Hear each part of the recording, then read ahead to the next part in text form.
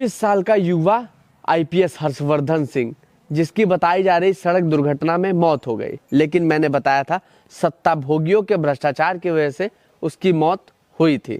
अब मैंने जो मांग रखी थी, जो चीज़ें मैंने बताई थी, वो चीज़ें अब घर वाले भी कह रहे हैं। नमस्ते, मैं अश्विनी श्रीवास्तव, आप देख रहे हैं द नेक्स्ट पोस्ट। कर्नाटक से लगभग 126 किलोमीटर दूरी तय करना था युवा आईपीएस हर्षवर्धन सिंह को।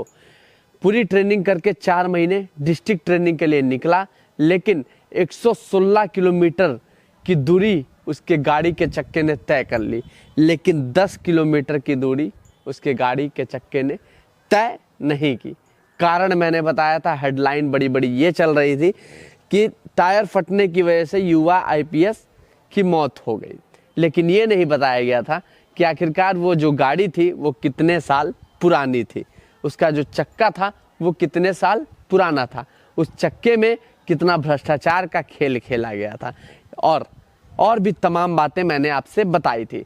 लेकिन उसके बाद जब ये मैंने वीडियो शूट किया, और एक बड़े चर्चित व्यक्ति हैं जो समाज की चीज़ों को उठाते हैं, उन्होंने भी इस वीडियो को शूट किया था। हालांकि वो मेरे से पहले उन्होंने वीडियो शूट किया था और उन्होंने भी ये सारी चीज़ें बताई थी।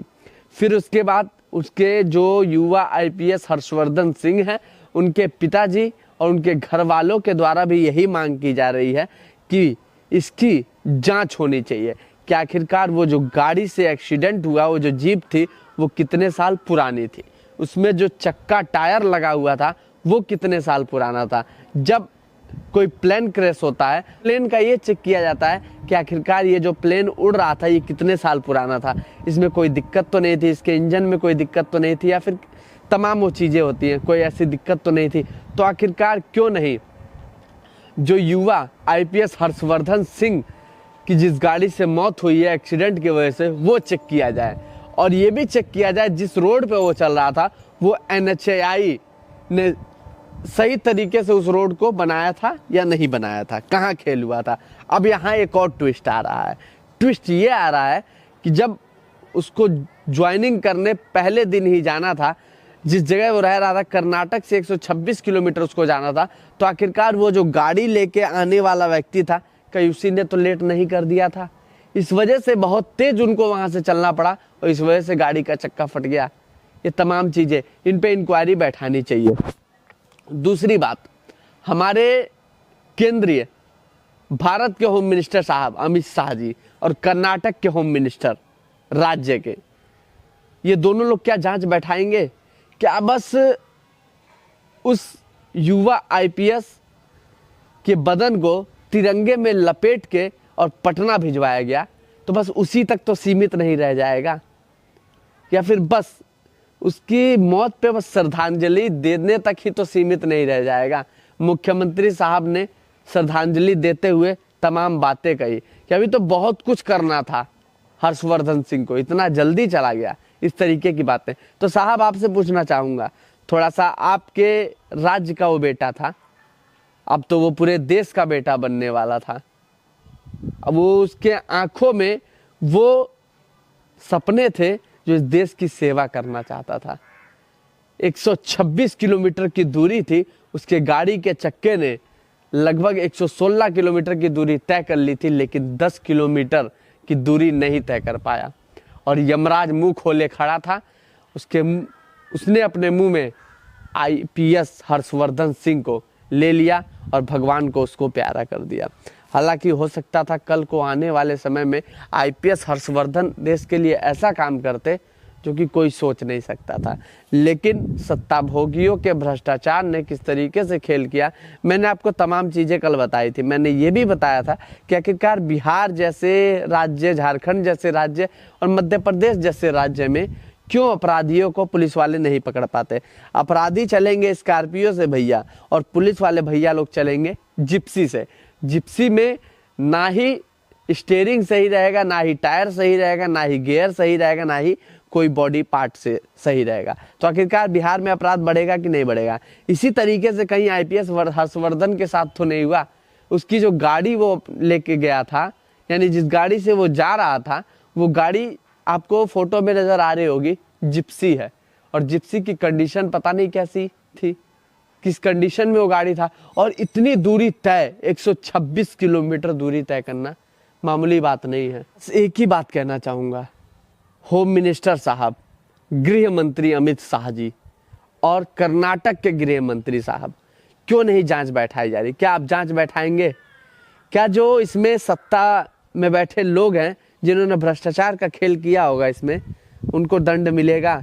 ये मात्र एक बात आईपीएस हर्षवर्धन सिंह की नहीं है, ये तमाम उन आम जनमानस की है जिनकी सड़क दुर्घटना में मौत हो जाती है। और ये मौत हो सकता है कि सड़क की वजह से भी हुई हो।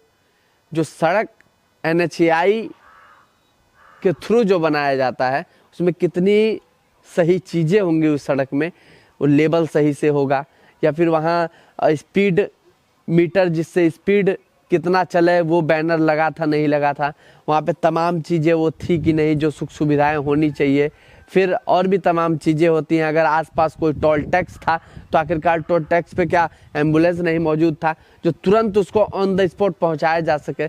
एक बात मैं कहना चाहूँगा, एक मैं खबर पढ़ रहा था, बहुत ही नामचीन अखबार का था, उसमें ये लिखा था भारत की सड़कें काली के बजाय लाल क्यों होते जा रही हैं।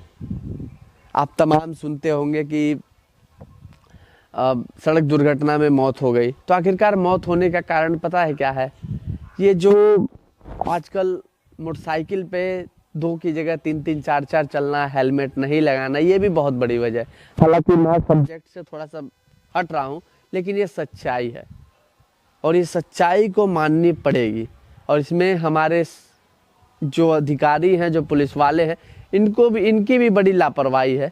जब इस तरीके की चीज़ें देखी जाती हैं तभी भी क्यों नज़रअंदाज कर दिया जाता है।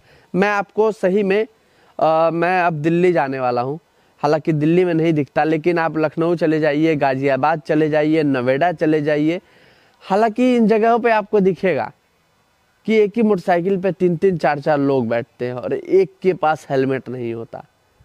ये सड़क दुर्घटना का बड़ा कारण होता है। और मैं ये चाहूँगा आईपीएस हर्षवर्धन सिंह के घर वाले जो अब मांग कर रहे हैं कि भैया इस पे जांच होनी चाहिए, तो इस पे जांच 100% होना चाहिए। उनको सज़ा मिलनी चाहिए जो लोग इसमें संलिप्त थे। आखिरकार उस गाड़ी का जांच तो होना चाहिए साहब। अब तो शायद ये गाड़ी नहीं चल रही है, मैंने भी कहीं पढ़ा था, मैंने कभी देखा नहीं है कि गाड़ियों पे मंगलवार, सोमवार, बुधवार, गुरुवार, शनिवार, रविवार, इस तरीके से जो सरकारी गाड़ियां होती है उस पर लिखी रहती है। और लिखने का कारण पता है क्या होता है?